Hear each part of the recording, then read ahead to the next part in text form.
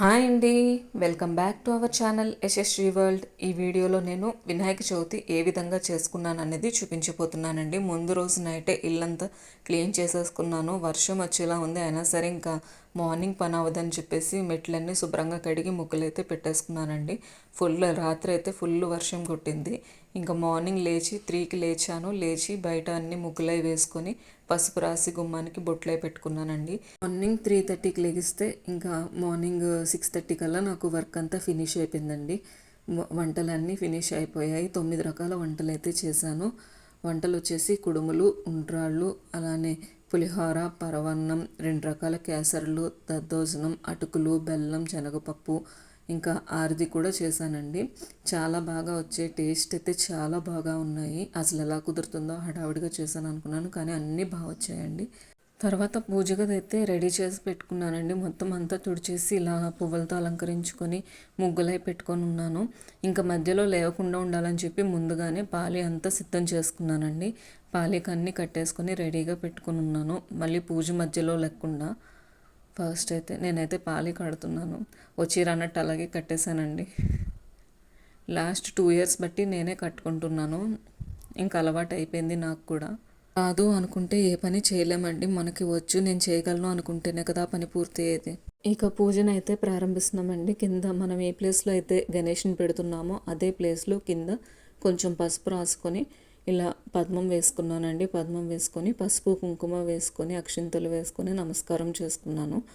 స్వామివారి నుంచే ప్లేస్లో ముందు ముగ్గు వేసుకోవాలండి. తర్వాత అయితే పీటనైతే పెట్టుకోవాలి.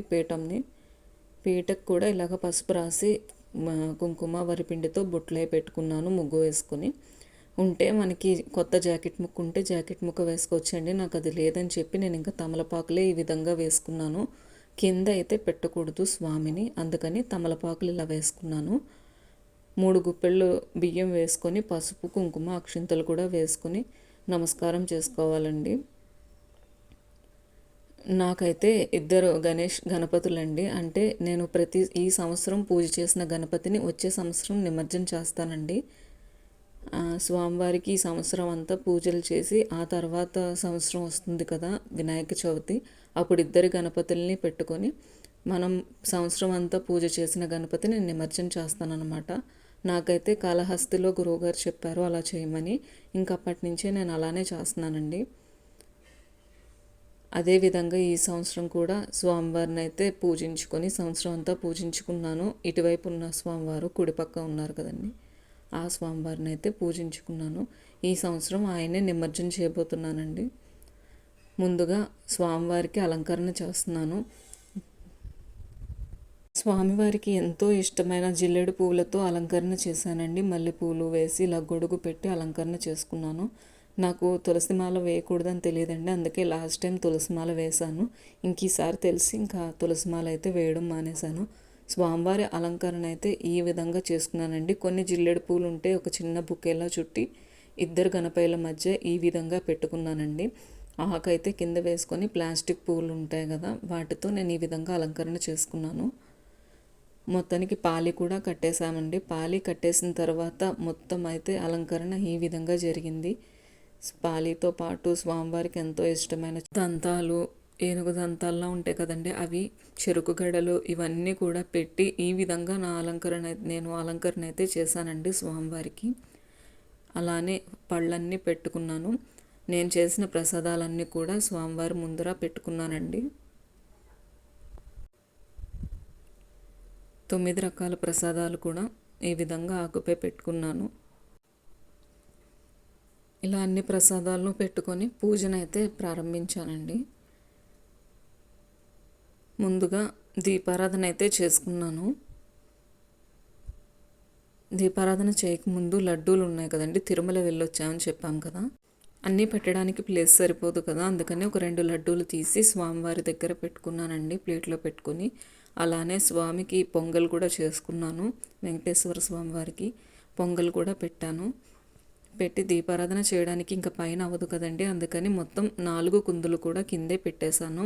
పైన అయితే పాలి ఉండడం వల్ల దీపారాధన చేసుకోవడానికి అవ్వలేదండి, అందుకని 4 కుందులు కిందనే పెట్టేశాను.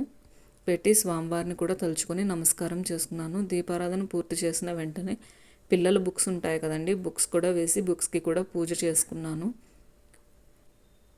గణపతిని తలుచుకొని పూజనైతే ప్రారంభించానండి. ఆచమనం చేసుకున్నాను. స్టార్టింగ్ అయితే దీపారాధన అయిన తర్వాత ఆచమనం చేసుకొని పూజను ప్రారంభించాను.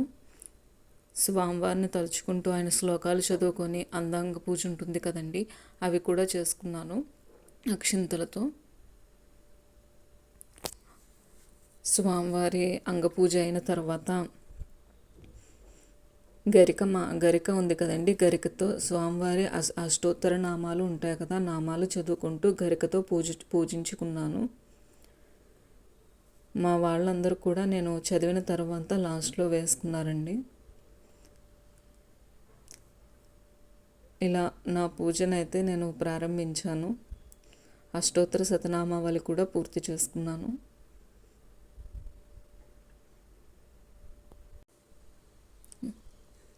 ఆ గరికని మనం బీరువాలో పెట్టుకుంటామండి. పూజ అయిన అనంతరం కొంచెం ఒక 1/2 అవర్ తర్వాత నేనైతే తీసి బీరువాలో పెట్టుకుంటాము. ఇక్కడైతే గణపతి దగ్గర గరికనైతే నెల్లూరులో కనుక గుమ్మానికి కూడా కట్టుకుంటారండి. ఇక్కడ స్వామివారు చెప్పారు పంతులు గారు, గుమ్మానికి కూడా కట్టుకుంటారంట. నేనైతే ఇంకా గుమ్మానికి కట్టినండి, ఎందుకంటే గట్టి కదా మళ్ళీ తొక్కుతారని చెప్పి. స్వామివారికి పూజ చేసిన గరిక కదా, అందుకని నేను బీరువాలోని డబ్బులు పెట్టుకునే వాటిలోనే మాత్రమే పెడతాను. అవి ఎండిపోయిన తర్వాత తీసేయాలండి, తీసేసుకోవాలి. చూసుకోండి, ఎండిపోయినవి కూడా బీరువాలో ఉంచుకోకూడదు. ఇలా పూజ అయిన అనంతరం దీపానికి చూపించి దీపం సమర్పయామి అని అనుకోవాలి. తర్వాత ధూపం కూడా వేసుకొని ధూపం సమర్పయామి అంటూ స్వామివారికి నమస్కారం చేసుకోవాలి. తర్వాత ప్రసాదం నైవేద్యం సమర్పయామి అని శ్లోకాలు ఉంటాయండి. ఇవన్నీ శ్లోకాలు చదువుతూ వాటిపై పువ్వుతో కనుక నీళ్లు జల్లి, ఆకుతో కానీ నీళ్లు జల్లి సమర్పయామి నైవేద్యం సమర్పయామి అని దండం పెట్టుకోవాలి. నేనైతే కథని చదవడం స్టార్ట్ చేశానండి. కథ అనంతరం అక్షింతలు కూడా అందరూ స్వామివారిపై కొన్ని వేసి కొన్ని నెత్తిపై తలపై వేసుకున్నాము. హారతిని అయితే ఇచ్చేసాము. చివరిగా హారతినిచ్చి నేను తీసుకొని మిగిలిన వారికి కూడా ఇచ్చేసానండి. మా పిల్లలకి మా వారికి కూడా ధూపం వేసుకున్నాను. నాకు ఏ వ్రతాలు చేసినా సరే ధూపం వేస్తే ఫీలే వేరండి, చాలా పాజిటివ్గా ఉంటుంది. నేను ప్రతి శుక్రవారం కూడా ఇంట్లో ధూపం వేసుకుంటాను. పాజిటివ్ ఫీల్ ఉంటుందండి, డివోషనల్గా ఉంటుంది. కొబ్బరికాయ అయితే కొట్టేశాము. నేను ఒకటి మా వారు ఒకటి కొట్టి స్వామివారికి మనస్ఫూర్తిగా నమస్కారం చేసుకున్నామండి. ఈ సంవత్సరమైనా ఎటువంటి ఆటంకాలు లేకుండా మేము అనుకున్న పనులన్నీ విజయవంతంగా నెరవేరాలి అని చెప్పి నేను స్వామివారిని అయితే మనస్ఫూర్తిగా కోరుకున్నాను.